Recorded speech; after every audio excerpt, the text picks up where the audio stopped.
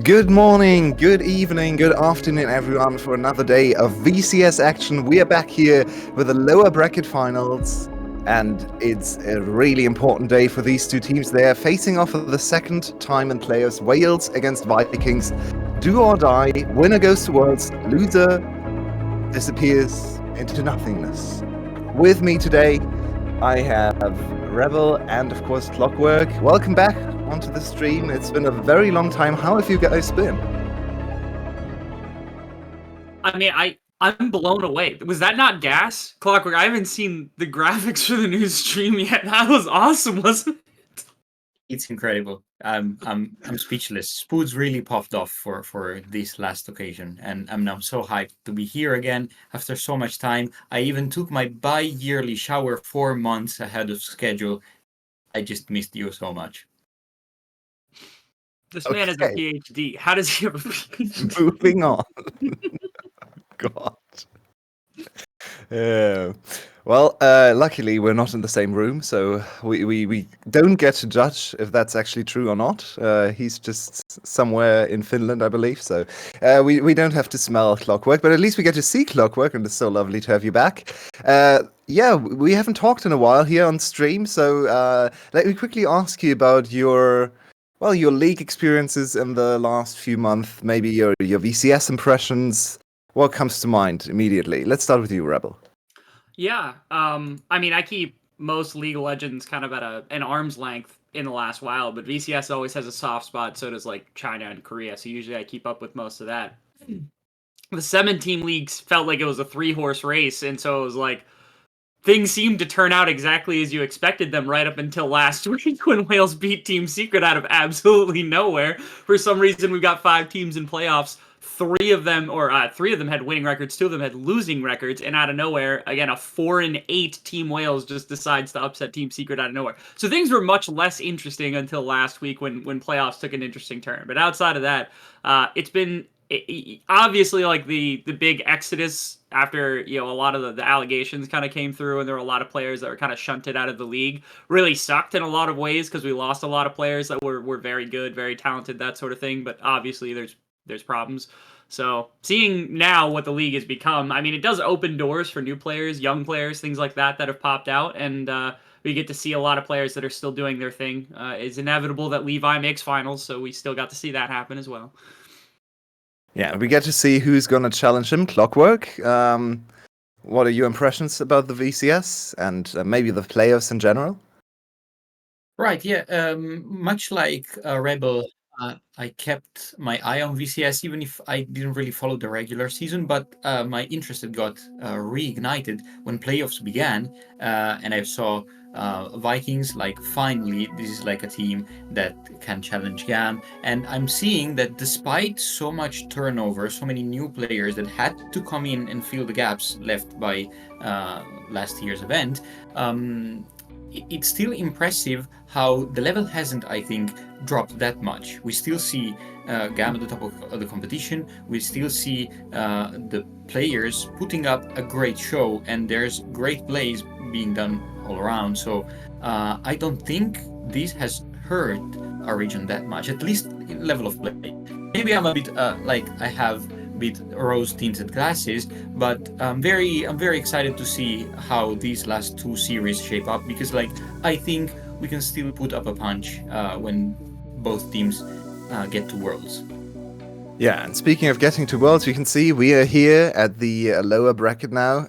The rematch, this actually happened before, so this is one of those quirks of double elimination brackets, of course. We had this matchup before, and honestly, it wasn't close. The Wales against the Vikings matchup in round number 1.5, if you want to count the Wales against Flash as a qualification match like I do.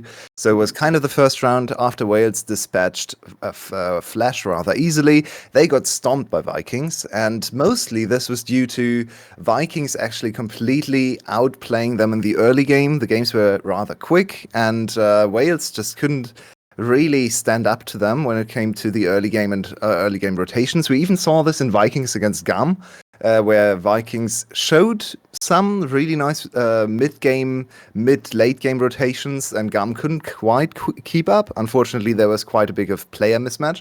But yeah, let's dive into this matchup today. It's maybe the most important game of all of playoffs because, of course, we have finals tomorrow. But today we decide who's gonna be the second team at Worlds, and maybe there's some other implications for the next year. We're not quite sure how it's gonna be, but the winner of today's game also has a decent chance at making it into the Trans Southeast Asian League. Let's call it that, the APAC. And as I want to stress again, we don't have any information to confirm or deny that, but it's just whoever wins is going to have a nice showing for themselves when it comes to the application there. So yeah, let's go back to you, Clockwork. I know you looked at the Wales games. How can they overcome Vikings today? Because they didn't really look like they had any chance of winning against them. They need to win today. What can they do? Okay, so I know you want me to praise Wales.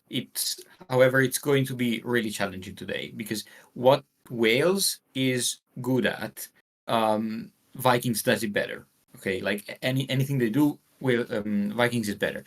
For example, Wales is quite a solid team. They can punish mistakes if the enemy team sleeps over. And they did that several times against Secret, but that requires the enemy team to make mistakes. And Vikings is not going to do that so much. Or, for example, they tend to drag the games to the later stages. And, as the old times of Cerberus, there's Artemis for them that can carry in front-to-back fights, team fights that are organized and set up for him to shine. But Vikings does that better as well. The one thing that I believe is going to be an asset for them is the top lane, is Hasmed. He hasn't seen Worlds in many splits, but I think that this time around he's finally playing like a world-class top laner again, and at least one of the best in Vietnam. So I think, considering also like Nanawe's recent games, I think if Wales want to win, they need to attack top lane and give a lot of resources to Hasmed. I think that's a good transition point. Rebel, I'm not sure if you've seen Nanawe's woes, let's call it. So I had the displeasure of casting them. So can you give me some impressions of your of the other side of the matchup and maybe Nanawe in specifically?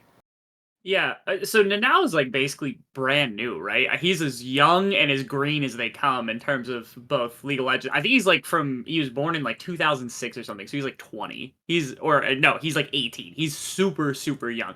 Every top laner when they come into the league is going to get bullied here. That's kind of how VCS works, okay? I'm going to cut him a little bit of slack. I also don't think top lane's in a perfect area where they're going to be able to carry, and so I do have the problem of like if you're game planning around trying to carry out a top lane, no one seems to be able to figure it out that you need much harder carry champions than like Gnar or even like Kennen in most circumstances.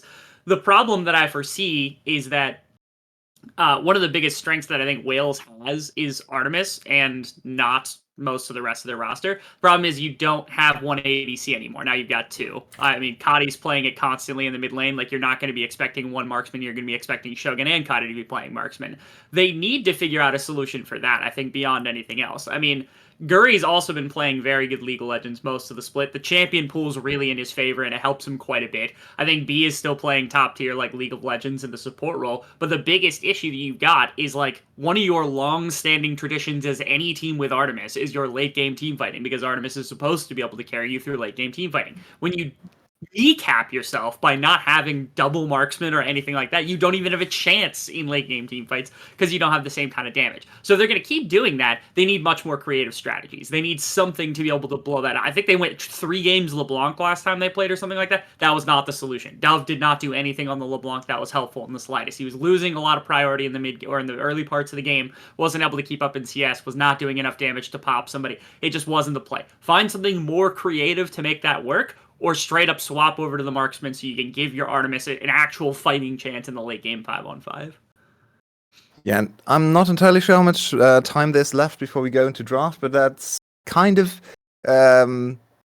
preview the draft a bit and think about maybe options they could either team could go for to improve their chances at winning. You just mentioned Dove, and yeah, I'm with you. I'm really confused looking at his champion pool. I don't really understand what's going on. Why is he not playing the meta mid laners? Rebel, do you think he can get away with some new mage pickups? Because apparently he doesn't want to play ADCs. It would be very cool to see him come out with something like that. The problem is, I think a lot of picks that would do fine in the early portions of the game, so something that can stonewall, which would be like Scion or like, some sort of tank in the mid lane, probably is useless against the marksman because they don't care about laning anyway. They just want to get into team fighting. Playing an assassin clearly didn't work, or at least playing the LeBlanc clearly didn't work because he wasn't able to actually generate any sort of kind of intrinsic pressure. I wonder if swapping to like siege mage or scaling, like crazy scaling mage would work better. I wonder if like bust out Zillion in the mid lane, bust out like AP Kog'Maw or Xerath or something in the mid lane. It might make it a lot harder to try to play during the course of the beginning of the game because your wave clear is going to have like the mage tendencies to it, while you also still have a lot of kind of non-interaction with marksman type characters. Again, if you're Kog'Maw, you can hit somebody with an ultimate from 2 screens away and they can't see you. What is a Zeri supposed to do about that? Is it hard to hit skill shots? Yeah, it's not going to be easy, but at least you're going to be able to play that style that you want to instead of playing LeBlanc where you jump in, don't get a full combo off, and then immediately are useless in a fight.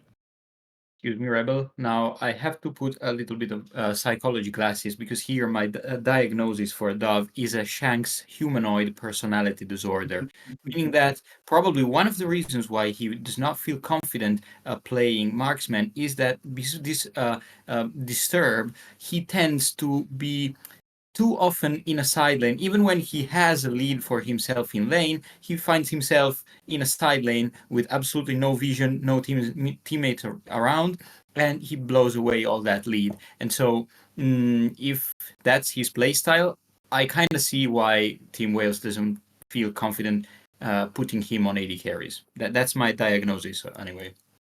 If that's the case, put him on Tryndamere. Make him play Trynd mid. And like, what is an Trynd ADC going to do? Mouth fight. Do something that smothers the other ADC and let him side lane the entire game if that's the case. There's a million champions you can play to try to play that style. I know we're in the VCS, and I know League of Legends is already a game where at the top level, people don't want to play new things for some reason. Who knows? But like, I'm hoping we get something today because Dove is Korean at his core. So we hope he gets to pull out some of that reckless stuff that they will play on occasion. I mean, his champion pools and champions played for especially players, it's quite funny. His most played champion, LeBlanc, 0% win rate. He has a game on Smolder, which is the only AD carry he has played, one of the counters into Corki, and he did win the game. He played another AD game on Yona, which did not go his way. So, yeah, he's very much still the traditional mage player, a lot of traditional mage champions. And when we look at his summer split as a whole, he actually played quite a bit of ADC variety here. He played a lot of Corki, Lucian, Tristana, 2 games. So he did play those and he tried his hand, but nothing above 50% win rate of those AD carries. So that's quite the indication that he's maybe not as comfortable looking towards those champions. I expect to see more LeBlanc today, maybe more Talia, but maybe he can come up with one of those more unusual counter picks, something like that. You're pointing to, like, against Secret, he played some off-meta champions like the Silas, like the Orianna, that are absolutely not standard, but they did work. So if they can come up with some solution like that, they can find the route to win some games. And especially against Vikings, that despite having 2 of the greatest minds in the region, Pancake and SOFM, in the coaching staff, they have this weird tendency to have very predictable drafts. Like Guri has played 14 games of Maokai. Kati has played 15 games of Corki, and B has played 12 games of Leona. They tend to pick very similar compositions, and I think that's an angle that Wales can try to abuse in draft. Yeah, but then again, if it's just the best champions on the patch, maybe you should play those champions. I mean, they keep playing them because they work. Exactly. And I actually wanted to bring up the exact opposite of Dove because it's so funny. He's playing against him today. Kati, of course, our 6-time VCS champion. And his champions in playoffs especially are Zeri, Tristana, Corki, Lucian. Those 4 champions. He hasn't played a single mage. He hasn't played a single non-AD carry, actually. 5 games on Zeri, 4-1. All the other champions 1 game played. So he is very much on the AD carry hype train in the mid lane. And you already pointed out 14 games of Corki with a 92.3% win rate, so 13-1 in the regular season. Of course, his team won the most games and they had the best win rate, so winning a lot of games isn't too surprising, but 13 out of 14 is still remarkable. So yeah, he is going to pick an AD carry. He even played 2 games of Draven mid lane, more Lucian, more Tristana, a Sivir, which is just completely out there. That's awesome. Yeah. He's vibing with the AD He wants to play AD carry, and he has Shogun and Artemis in the same game. So there's quite a bit of competition for the best AD carry in the game. We are going into draft now. Finally, game number 1 on the way. Vikings on blue side. They are the highest seed. They already won against Team Wales, and they vastly prefer the blue side. Of course, Zyra, the number 1 priority for the side of Guri, and it's banned away. So Vikings have to come up with a different strategy. Are they that terrified of Vi and Viego? Is there another VI champion in the game? Does anybody know? Yeah, because it's Vi and Viego, the only 2 VI type champions. So they're out. I mean, Sounda's out of champions apparently, because that's the champion pool we decided to pinch off. That was something I don't think we talked about a ton. Is that I don't think Sounda's been particularly great, and even with a double jungle ban, I feel like Guri is absolutely going to run his fate, especially because there's more AP champions, and that's kind of what Guri wants to play. You could flex Talia if you want, but you've also still got like Nidalee, and you've got a Brand, and you've got a ton of other AP champions that I'm sure you can play whenever you want. So like I don't think they're really pressed about losing Maokai, Zyra, even though those are his most played. Now look what happens. Wales will for sure pick a marksman for Artemis. They always like to put him on utility marksman like Ashe, like Varus, like stuff like that as soon as they can, and then leave other counters for later. That would be a banger opening. I don't think Wales are that brave. But yeah, reminder to everyone that they have Hasmed, and Vayne is one of his pocket picks. It's also one of Artemis' favorite champions. So they actually have the 2 Vayne players of the region, which is very fun. But yeah, here we see another hover. They actually decide to go for a more defensive approach. I really like this Talia hover. You already touched upon Talia as a flex pick, but it's one of Dove's most played champions. You could just flex it into the jungle, which is obviously not what they're doing now because Brent's locked in, but for the future they can think about this as well, just to pick away one more mid lane option for Dove. Kati, we could see something like a Tristana here. Tristana obviously not quite as strong as she was, but yeah, it's another Leona game, and Clockwork, I think you talked about Leona for B being his bread and butter. Right, that's just very straightforward for him. He likes engaged champions, he's always liked them, and he performs very well on them, so why not? Now, Leona Ezreal, yeah, that's a great combo. Now I'm wondering how Wales is gonna answer with that. The Nidalee, we talked about how Sounda is not really on the top of his game, and Nidalee requires like very clean performance in order to snowball. And it also tells me that they want to try and do things early game, which is not their special. So I'm kind of seeing that they are going for some experiments in this game 1. If they're gonna pick the Nidalee and they're gonna pick it into the Brand, I don't hate it, right? It's not like Sounda can't probably function this champion at a relatively high level and go hunt the Brand during the course of his first clears and try to be a big bully. That's like the best idea. And if you are going to be playing this as the side of Wales, you desperately need mid lane pressure. So they don't just want a marksman. They might have seen the Ezreal and they might have gone, hey, if they're going to play Kati on Ezreal in the mid lane, they don't have any actual wave clear to start things off. If we pick a high wave clear mid laner, it's going to be really easy for us to actually get aggressive in the jungle. Maybe Sounda can kind of have our early game back and not worry about it. I think the fear is that Shogun is also incredibly talented Ezreal player. They could easily just go Ezreal Leon on the bot side, not really worry about a bot lane pressure, and pick for something a lot more aggressive out of the mid lane so that Kati can shut that down. And suddenly, like we said, Sounda maybe gets shut out, maybe can't actually make the aggressive plays happen as often as you want. So you have to be a little careful here about playing your hand too quickly if you're Wales. I almost prefer they pick their last remaining top lane here and give the counter pick over to Nanu because you're not really that worried about him, so that you can maintain this mid lane. Yeah. Yona here together with Nidalee because he provides some crowd control, AD damage to balance. I mean, it could still be a Smolder mid lane. Yeah. The good thing about Smolder so early in this draft like this is Smolder usually played in solo lanes because his bot lane is so weak, but into Ezreal you can actually play him. Rocket. This would be quite the challenge, especially for Nana, who had a pretty bad experience against Gum, so instead he goes for it. It's still a very risky champion, not quite as explosive maybe. And Karthi, we are going for some vintage with this here. they could go either AD or AP. They have heavy AP in the jungle, and we have another Corki. So this is definitely gonna slot the Smolder into mid lane, I believe. So we're gonna have an AD carry last pick. Right, yeah, that screams scaling for Dove. He just plays like that all the time, tries to have like as quiet lane as possible and then show up in team fights. Now, finally, they have a counter pick for Artemis, so they can accurately pick their matchup. I don't think it's going to be utility. The Kai'Sa is a good answer, very slippery. However, with the Camille on the other side, it's going to be hard regardless what champion he plays. So yeah, it's a bit of a uphill matchup, I think, for Artemis here. And with the short range against the Ezreal and the Corki, I think he will struggle even in late game team fights. Kai'Sa is known as an Ezreal counter, right? Because she can kind of just jump on him, assassinate him. But into the whole team composition, it does look a little bit hard to play. Rebel, do you like what we've locked in here for Wales? I don't know that it works. Again, to me, the whole game plan was set up around this Nidalee, and then you abandoned the Nidalee game plan the second that you kind of lose any control elsewhere. That was kind of the whole point of setting up the Gnar as well, and then you get the Gnar countered. It just, like, I don't know.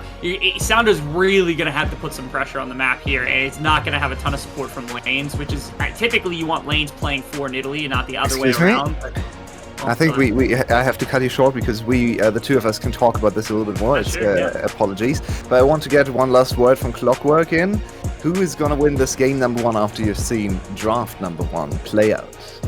Absolutely Vikings. I don't think it's going to be close. Both players that need to show up for Wales are not in the position to do so. So I think it's going to be 1-0 Vikings. Do you agree, Rebel? Before we go back to your explanations? Absolutely, yeah. Okay, so 2 Viking predictions as we are looking at the fans. I think we should be going into the game, and we have another view of this beautiful, beautiful stadium here. I think this is a special occasion for the finals. Only today and tomorrow's games are played here. So here we are, onto the Rift for game number 1, and it's game number 4 in players of this matchup. All 3 previous games have gone to Vikings. They have once again chosen the blue side for game number 1, and Wales, can they break their 3-game losing streak against this team? I guess we'll find out, Yolway. I was giving my opinion. Clockwork gave him his opinion. What is your opinion on the matter? What happened to Guri at the start of this game? I guess he got hit with an Italy spear. What's your opinion on these 2 comps to start with? I definitely prefer Vikings draft. I do feel like Wales has a little bit of an kind of strange anti-synergy going on there with Nidalee and Smolder. Mm-hmm. Because for me, Smolder, I mean, I don't dislike Smolder right now. Kiaya played him to perfection in top lane and just scaled and won the game alone. But in mid lane, it's gonna give you quite a weak early game around early objectives, and well, Guri didn't actually go back to base. That's surprising, but yeah, I feel like the Smolder Nidalee thing is a little bit weird to me. If Sounder can somehow dominate the jungle matchup, even though he has a Smolder, then maybe it can work out and kind of give them pressure to scale into the later stages. But yeah, to me it looks like there's a little bit more cohesion, and they are very well practiced on the side of Vikings. Karti's 17th game on Corki or something, so yeah. Yeah, it's like you said, at least the adaptions came through where they say, hey, what have we been missing from the meta on the side of Wales? Because again, they were not playing double marksman. Dove was playing LeBlanc last time that they saw. Maybe they got a bit of a whiff of, hey, our strengths lie in later game team fighting, that sort of thing. So let's play champions that are going to actually maybe, help with that kind of style instead of playing for something aggressive at the beginning of the game. And then not being able to ever get to the point where we feel comfortable. So maybe that's the idea. The other big thing is like Gnar in this matchup can actually do nice things. And again, if Nanao isn't on top of his game, and Hazmed's able to kind of bully him with some of the range advantage and not able to take advantage of the Camille. There is an obvious landing location for this Nidalee, which is why you see Sounda is kind of pathing towards top lane instead of towards bot or anywhere else on the map. I'm guessing Sounda is going to be looking for a play, and Hazmed, you can see, is going to try to bounce this first wave, or third wave? I don't know which one this is, so that Nidalee can have a gank here in a minute. Yeah, and we saw this play out to the absolute devastation of Nanaware in game number 1, Vikings against Gum. Gum got an early gank in, I think around level 4, level 5. They killed Nanaware, they drew his flash out as well, and then he died in the solo kill like a minute later, and the game was just over from the top side. So hopefully Vikings has gone back and looked at the footage, and yeah, they're ready now to defend their top lane a little bit more. It is quite hard to attack him here on the tower. I think a dive with these squishy champions against Camille stun sounds pretty risky. So unless the spear hits, I think there's no gank viable from the side of Wales. So as long as he can just... Oh, Shogun in a little bit of trouble, but he's fine over there. Yeah, as long as he can stay on the tower and just farm up, maybe fall a little bit behind in CS, it should be all good. Okay, bit of There's the brand coming. Yeah, Guri's going to be able to get a decent wraparound, but wasn't actually close enough to hit any spells. Oh, he did get Hugh there for a minute, but... again, not going to be too much to worry about here. Pots are going to be burnt on the side of Wales bot lane, but that's pretty much it. There's still plenty of biscuits, plenty of things to go around here, so Vikings have pressure basically through that small health pool they've got reserved. But otherwise, Guri was on the map a little bit longer. Sounda is able to get out a little bit faster, so maybe there's some play to be had. In fact, actually, if Sounda just rushes to bot side, he might actually catch a decent positioning for Shogun and B, and you can see him kind of making that play happen. There's no defense to be had either. There's no ward. Oh! Ooh, that's a lot of damage. All right. Good way to get start. B has to flash away. Unfortunately, Sounda, I don't think he used There's the no W. heal in this lane. Oh, great. The Seer's there. Oh, my goodness. First blood going over to the way of the Nidalee. Oh, I think red buff sticking? Nope. The potions, they make all the difference. The biscuit, it's all that's needed for Shogun to live that situation. But got really dangerous there for the bot lane of Vikings. Looked a little bit nervous from B there. The movement, the reactions, all a little bit rusty, a little nervous maybe on stage. Hasn't played on quite this big of a stage in a long while, so I think there were a little bit of early game jitters. And this is a great sign for Wales, because I want to come back to something you said earlier about this draft, because I just... no, let's have a look at this replay first. It's just B just runs into all the skill shots, honestly. Yeah, he flashes W too late. Then he gets hit by another Q here. Nice smite from Sounda, to be honest, really nicely done. Cheeky little smite on the minion to make it harder to react to. But yeah, the flash was already expended for B. Another engagement. Yeah, we're going to find quite a bit of damage from Guri. I don't think he got the W off, though, so unfortunately that's not going to get the big damage from either your flat ability or from the burst.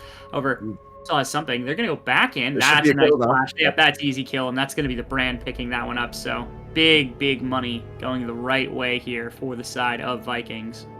And definitely a few questionable plays on both sides here. Now, why did they go back to their red buff when they knew two people were searching to for the attack? And we're gonna link off here. So Artemis is just abandoned on an island, and now all he has to do is just go in with a hook shot and then let Brand. Oh, Guri dies. Artemis. Okay, trade off. Brand and Kadi does come in for the cleanup afterwards. Now Sounda probably is going to die as well, if I had to guess. Coming through from the now. And now Hugh even might be in some world of danger. Has the poopy pants trying to run away. I think there should be enough space. Yeah, he's fine. He's going to be able to walk out, but there's nothing you can do to defend the tower. Strange lane swap timing, if I have to say something, because again, like you said, they go to their red buff. They are missing two people on the map. One dies. There's no flee from Artemis. He just stays under the tower. Right. He's lucky to get away with a kill. I thought they had the redive there on Hugh, honestly. But yeah, okay, they anticipated the other one to come. Okay, I actually want to look at the second kill. This one is not as exciting. This is just them overestimating their power together, I guess. Hugh saw his jungler, but the enemy team has so much more CC and burst potential. This was just a little foolish. Nice instant reaction from Guri, playing aggressively, securing the kill. But yeah, this is the dive you want to look at. He gets the shield, which gives him the possibility to tank one more tower shot. But Guri... it's so unfortunate that Guri gets the tower aggro. They wanted B to tank there. Very nice execution. And now look at Nanaware, who uses his ultimate to cover even more ground with the ult flash follow-up. Nicely done. And he's a little bit unlucky to get the magic shield, because I think if he gets the AD shield, they might be able to follow the poopy pants and dive the Rel under tower there.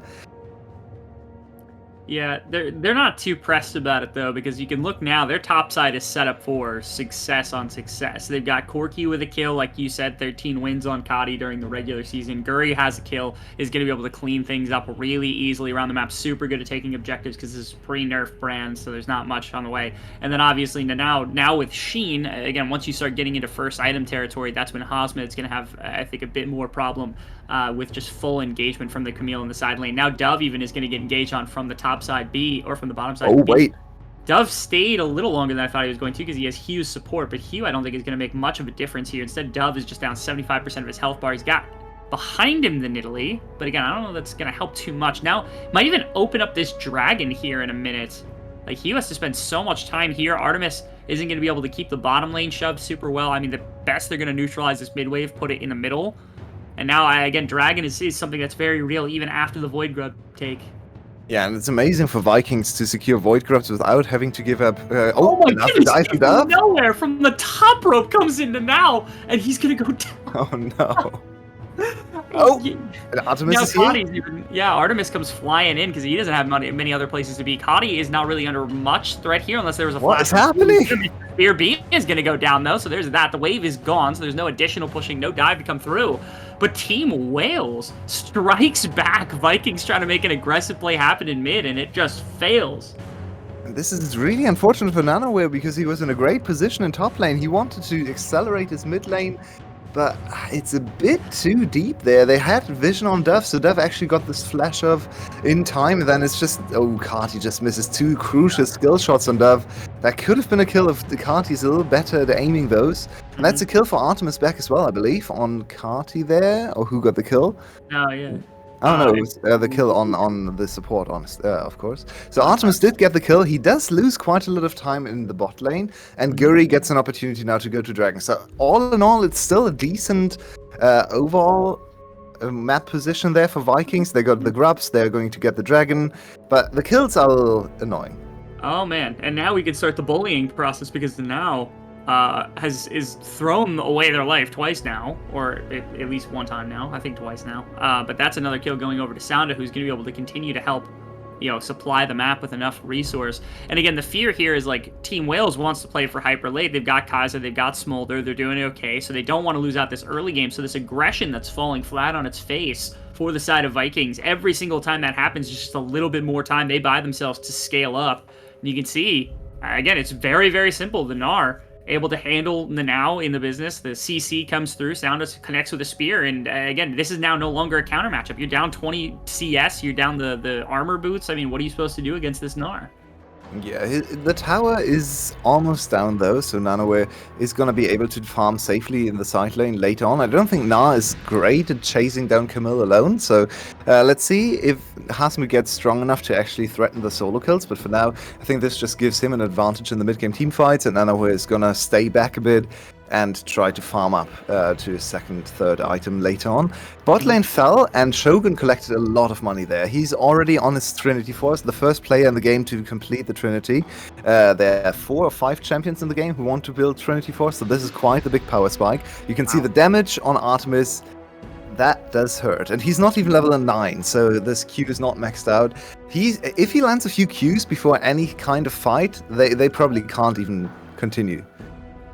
Not much. Okay. They find another little bit of a tag on Hugh, but Hugh's not going to go down this time. They don't decide to keep following through. Void Grubs being up is probably the best opportunity that Vikings have to make this game go very, very easily in their direction, just because again now you're gonna have Ezreal on first item, you're gonna have Corki on first item, you've already got a brand with Leandris, like you are not feeling the effects of any sort of fighting that's gonna come through from the side of Wales. So they're gonna be looking at like, okay, we can get towers now, we can put a lot of pressure, and this is where the acceleration I think can finally, you can hit the accelerator with your foot now a little bit as Vikings, because again now when you make these kind of swingy plays happen, even if they don't go perfectly, a play like that on bottom side, it nets Shogun a whole tower, it nets Camille a whole tower, so you're not really Look at the pushing power.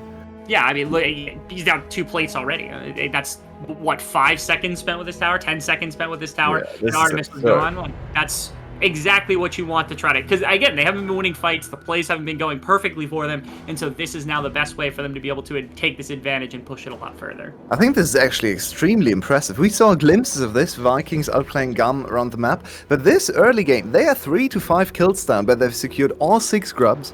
They've secured the first dragon, they've secured first tower. What haven't they secured on the map? Okay, they lost some kills because of foolish overextensions, but in terms of macro rotations and getting all the early objectives, they have been flawless. This is quite the display, and yeah, just imagine this game when they, if they don't go for the silly dives, top and mid lane, they would have been 3-4k gold ahead. So now they have to just work with 1k gold, but it's still a very advantageous position. Yeah, or even if you consider that, like, if 1 or 2 of their plays go really heavily in their favor without giving a trade kill back to Artemis, without giving a second trade kill back to Artemis, like, Wales is probably not only... It's not just that Vikings get more gold off the back of their plays, but Wales has less gold, and so this advantage snowballs so much harder. I think it's just a later snowball, but now you have a lot more opportunity, I think, from the side of Vikings. This is where I want to see them equalize the map, though. Again, if you can get Camille back to a place where she feels comfortable into the Gnar and the one-on-one in this lane, I really think this is the real danger, because again, that means that your side lane pressure is going to feel so much more, it's so much more vicious against the side of Wales when you start putting that on. And maybe they'll put Kadi up here into this lane and make sure that, like, you know, they have some sort of pushing power. They've already got Shogun in the mid lane, so they just want some more pressure towards the top side of the map for the Rift Herald that's going to be spawning in a minute. Yeah, and look at the item power spikes on the side of Vikings right now. First item completed on 4 out of 5 champions. Only the support missing is first, and yeah, okay, that's a Warmogs. Gonna be nice, but level 6 doesn't need a Warmogs yet. So that's Triple Trinity and Leandres, plus Pen Boots already for the side of Guri. So this is a strong, strong side from Vikings. I'm not sure if Wales even wants to think about contesting here. There is an opportunity for Vikings actually to maybe fake this Herald and let Camille get a lot of alone time in bot lane and see how they play it. Yeah, we got a 4v4, now 5v4, I think, kind of brewing in the mid lane, but this went down so fast. They need to get to the eye as quick as possible, but there's not enough reinforcement coming out of the middle of the map. Is that an instant proc by Guri? Looks like it.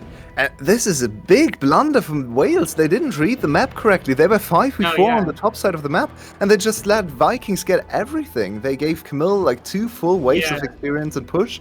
Now the dragon is gonna be uncontestable for them too. This is just a masterclass in macro. Look at this, top turret down. They got the Herald. Now they can set up for dragon. They already have vision established on the bot side. They're gonna escape. Interesting. He wants to get to dragon, I think, as quickly as he can. Or he's going to put it in mid, and then it's just going to force something on mid lane, or try to get it to walk towards mid lane, so they have Another tower. Yeah. I mean, I don't know. Everything went wrong for them right there. And it's all off... I think it was indecision more than anything else, because Wales looked like they were gearing up to say, hey, let's fight the 5-on-4, force the teleport out of Camille around this this Rift Herald. And then they just didn't. They instead just got spotted on midwave with 2 characters. They decided to hang out in midwave for a little bit too long. And then, again, I was a little curious. I was like, why are they just dropping Rift Herald right now? Well, they would have had to walk out of mid and bot lane, but they lost mid and bot lane anyway. Like, I don't... Like, at no point was Wales definitive or decisive at all. And as a result, they kind of just got run around the map like crazy. Yeah, I'm really impressed by this mid game. I have to say, early game Vikings did look a little bit nervous, but now they are back to what they learned in all the trainings, right? We've seen Hanke teams be very good in macro before, and this is just honestly almost perfectly played. They got all the objectives. Okay, they lost the top tower now, but that was inevitable in the long run. They're only 2k gold ahead, but they have 2 dragons under the belts. They have all 6 grubs, which are going to be there. They are going to persist for the rest of the game. So this is really quite the big advantage. And it's not like their team doesn't scale, right? They have Camille, they have Corki, they have Asriel. Even Brand is a huge menace in the late game. So they are fine extending the game. But I think this actually comes back to how the first series went, right? Because Wales against Secret and against Flash, they won through late game. Their games went 40 minutes, 40 minutes, 40 minutes all the time. And then they played against Vikings, and one game lasted more than 30 minutes, barely. All the other games were 25, 26. Because Vikings just destroyed them in the mid game. So I am still a little bit skeptical if this strategy of going for ultra late game scaling can work for the side of Wales. Yeah, we were suggesting again, the LeBlanc maybe didn't work, but again, trying some sort of other type of character where it's like, okay, do you play something aggressive in the mid? Do you play something aggressive in the jungle? I don't even mind the fact that they went for like the Nidalee. I think the Nidalee could have worked a lot better, but again, you went away from the Nidalee's aggression by picking for this Smolder and playing for the late game, and now it's coming back to bite you just a little bit. Because think about, I mean, if they had gone for more early game out of their mid lane, imagine the types of things you could have been doing with the advantage they accrued at the beginning. If they would have been able to fight back one or two of these major objectives, this game would probably be even, if not, even slightly in their favor after a lot of the early game fumbles. But instead, they have to play a lot more pensively. And as a result, I mean, we're 3 minutes until third dragon. It's Infernal Soul, so it's going to be difficult for them to push that back. They're going to have to figure out a timing here that they're going to be able to fight back. And like you said, again, we've been talking about their scaling, but like I like Brand a heck of a lot more than a Nidalee in a late game team fight or even a mid game team fight. So that's B. Able to lock down, good flash from Hausmed just to make sure he doesn't get completely wrecked by Guri. Flash Force is huge though for the next team fight, right? Because that's going to be not going to be available for the dragon spawning in 2.5 minutes, and that's third dragon. So that's a huge threat, a huge comeback mechanism off the table now from the side of Wales. That's probably exactly what they wanted. This is actually really high-level gameplay. This is something we see a lot in the strong Asian leagues, where they fight just for resources, not so much for kills, but more to force flashes, to force ultimates before the big cooldown. So this is quite a good sign.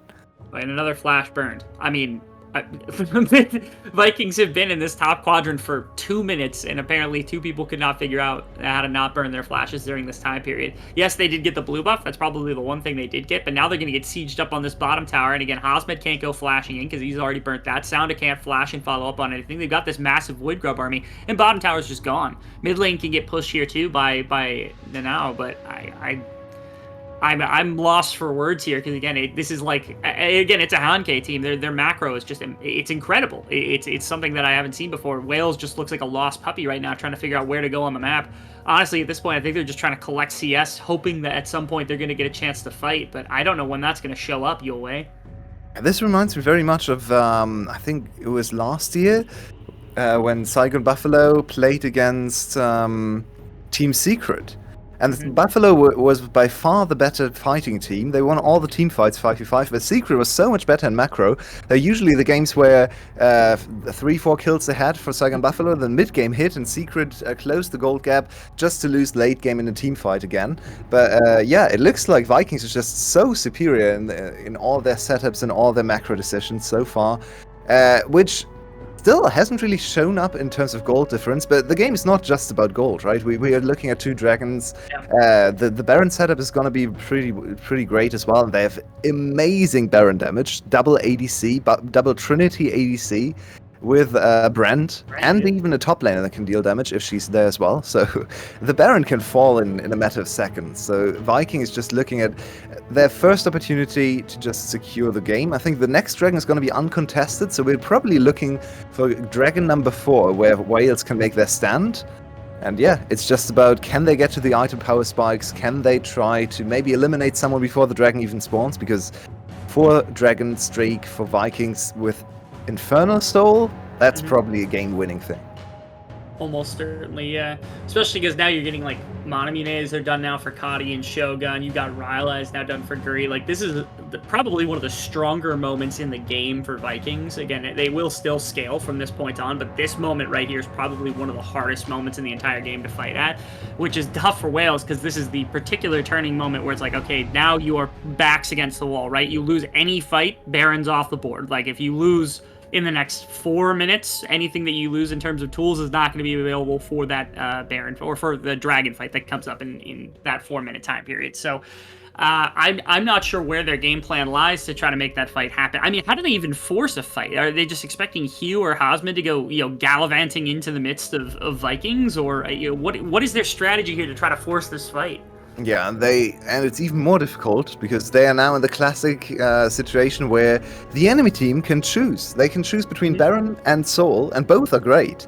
But if you get to choose, you only have Baron, which is great, and 1 dragon, which is not great. It's just denying the Soul. So the enemy team can absolutely choose to go for Baron, while they bait you into thinking you are going to go for the Soul, and then they trade Baron for a single dragon, which is obviously hugely advantageous. So Vikings now with every option on the menu. The only thing they can't do is die just before one of those objective spawns. So they just have to keep it tight, keep it all together. Don't have another one of those weird plays where they try to overdive. But I think we've seen in the last few minutes, in the last 10 minutes actually, that they've toned down the aggression, the early game plays, and just played it very textbook.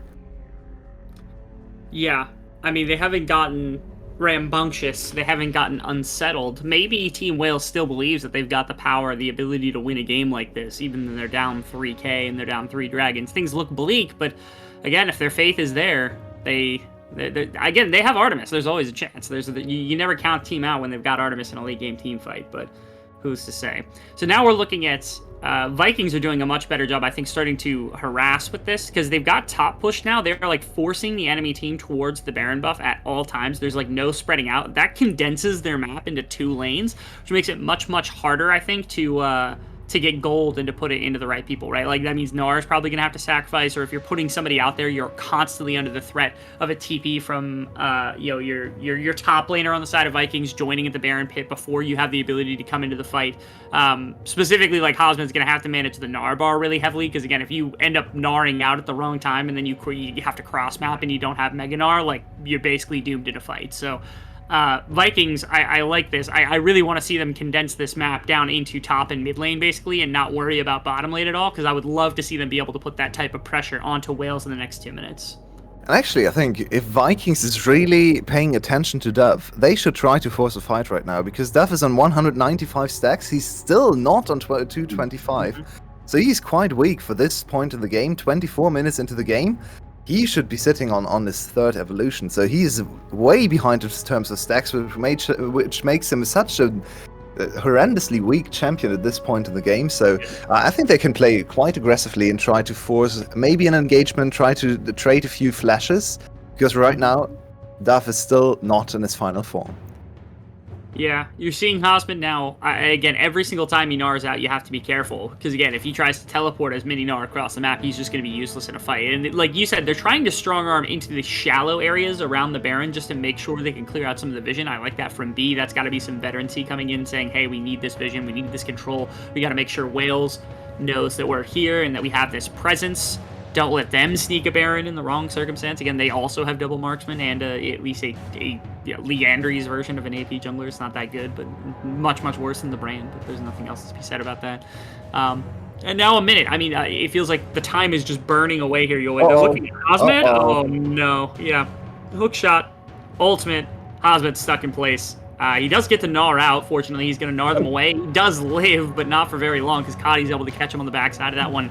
And with that... Yeah, he flashed to try to get away. I think the flash is never the play there. Look at the timer for the dragon. Now the flash is down again. The Mega Gnar flash that could turn the teamfight in their favor. Maybe their only tool, really, they can turn, because Rel Engage is way too easy to read, and all the other champions kind of just deal damage. So now the biggest CC, the biggest turnaround tool is gone. And this is just foolish from Husband, honestly. He tries to chase into the Camille because he thinks he can win 1v1, but...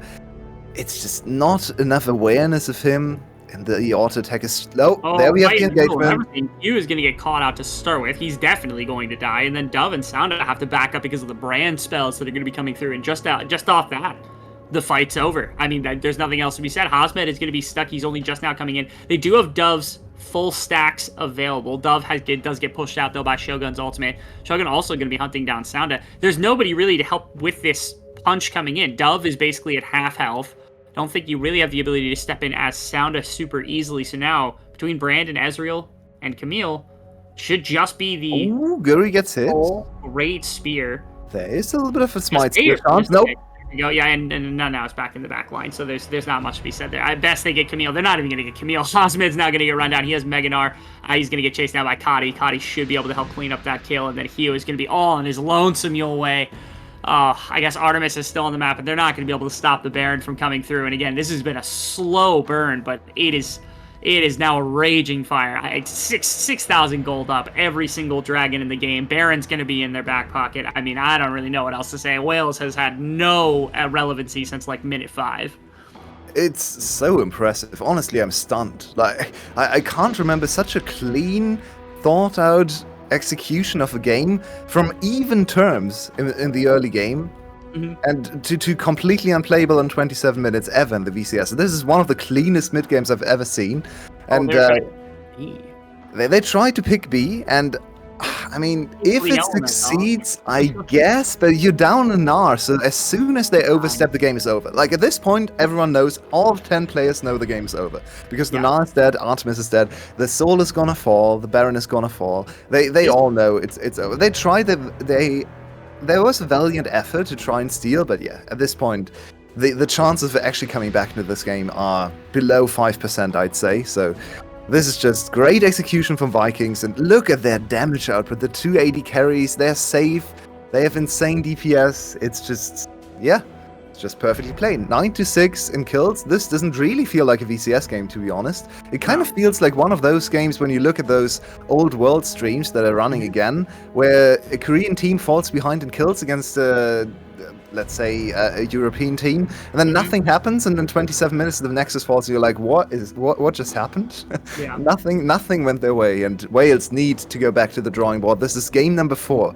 They've lost to Vikings in a row in players, and they weren't close in any of those games. No. The other big thing I'm noticing, I don't think at any point in this game has Shogun been under legitimately any threat. I know he's an Ezreal, but it's one thing to, like, have very few moments of threat. He legitimately, I don't think, has been below half health since the beginning of the game in the laning phase. So, like, they gotta figure out ways to put that pressure on. That's Nanoeg. He just wants the kill against Hugh. He was frustrated by the Magnet Storm disrupting him earlier, so there is that. Top inhib's down, mid inhib's gonna be down, bot inhib's gonna be down. That is a perfectly layered set of waves. Good lord, their macro is on point right now. I've never seen macro like this in the VCS. I was gone for the most of the split, but I don't know who has been eating their Wheaties teaching people these things, but this looks so easy for them to accomplish. And just like that, I mean, towers are down. There's not even a fight to be had here because there's no way to force. They have nobody that can go in. I mean, they just have to watch as their Nexus gets ripped out in front of them, Yowei. 30 again, and I think I have a big talking point for the next game, which is Ezreal, because first picked here and was denied by Gum over and over and over again in the series they played, and I think Team Wales should definitely look back at those stats, because apparently Ezreal is just a death sentence. So many successful games for Ezreal, and I think we're going to have a little bit of a breakdown for this game now with our expert Clockwork, who's sat on the sidelines and watched the game. Clockwork. For the Team Wales hopeful, this game is not really the greatest sign, is it? Okay, point 1, I'm not a Team Wales hopeful, just to make it clear. But yeah, when I said at the beginning that what Wales tries to do is to take it to late game stages and try to win team fights for that, and Vikings does this better, we didn't even really see that this game, because for the whole, like, after 10 minutes, Team Wales looked like a kid who can't find their mom at the supermarket. They were just running around the map without any idea what to do. And meanwhile, Vikings was just picking whatever they wanted from every shelf. They put the grubs, they caught the dragons, Herald, every tower. And then they just, when they felt ready, when their grocery was over, they hit them with a full cart and making no discounts. These looked like really PvE from Vikings. And Team Wales really needs to clear their minds and try to come up with a plan other than react to enemy mistakes, because that cannot be enough. Oh my I think my favorite play in the whole game was when they walked into their own blue buff area, got forced out with a flash, and then walked back in like 20 seconds later, and there was another flash blown to get away. That was maybe the epitome of their confusion. They have never seen such movement, such coordination in the enemy team, and it clearly showed. They were not even close to the same level. And of course, we have to think about the two Koreans, right? The communication can't be on the same level as Vikings. Vikings, a long-established team with good coaching staff, with so much experience, even international experience when it comes to SOFM. And yeah, it just looks like their communication is crisp, their rotations are really strong. And on the other side, we can only speculate, but it definitely doesn't look like their communication is on the same level. Didn't seem like it over the course of that game, but I don't know. I don't know whether it's a game planning issue. I don't know whether it's an understanding issue. We knew coming in that it was going to be difficult for Wales to make things happen. We were surprised when they beat Team Secret. We'd be astonished if they even took a game off of Vikings for a lot of reasons. But we were hoping that they'd put up at least a little bit more of a fight than this, because this is just This is savage. I mean, I don't know what to do. One main thing I'm noticing about this meta is like, what are you supposed to do? If you're playing in 3 lanes with 3 damage dealers and also you have like an AP jungler, how the hell are you supposed to start a fight? This is like the exact opposite of what VCS wants. We want like 4 tanks and 1 marksman that just kills all the tanks, and we just want to be engaging on each other at all times. That's what we'd prefer. I'd like to see that rather than this. This is just again, Smolder got 250 stacks and sat there and then did nothing the entire game. Like, that's not fun. No one wants to watch that. Nobody wants to play that sort of game. We would like to see more forcing. And again, even if it's not meta, play something that you can do to instigate in some capacity. I'm gonna equal Rebel on this because this was uncharacteristic from Vikings, because like you would see from your AI generated VCS team, you would expect, first few dives fail, you keep trying. Instead, in barely 10 minutes, Viking assess the situation, realize that these dives are not working, let's not do them. Let's just stop. Let's take objectives. We are better at setting them up. Wales cannot do anything if we just do that. And that was true. And in the span of 10 minutes, Vikings turned their game approach around and just ran with it. And that is impressive. That is what I was mentioning when I told that despite this turnover, the top teams have actually improved compared to last year's. So we should be very happy about this performance from Vikings. Yeah, I think that's for sure. That was a very impressive first game from Vikings and a little bit of a snoozer from Wales. Hopefully they wake up. I mean, I have no idea about sleep cycles for Wales, but it seems like they're still deeply asleep underwater. And this was the third game in a row that didn't even last 30 minutes against Vikings. They have to find a recipe. They have to find something to make these games at least a little bit more competitive, because right now they're just getting rolled. They're not even close. And I think we're going to go to a short break and then come back in a few minutes to see if there's something up in the Team Wales playbook that can breathe a little bit of life back into this series, because right now it looks like a Vikings sweep.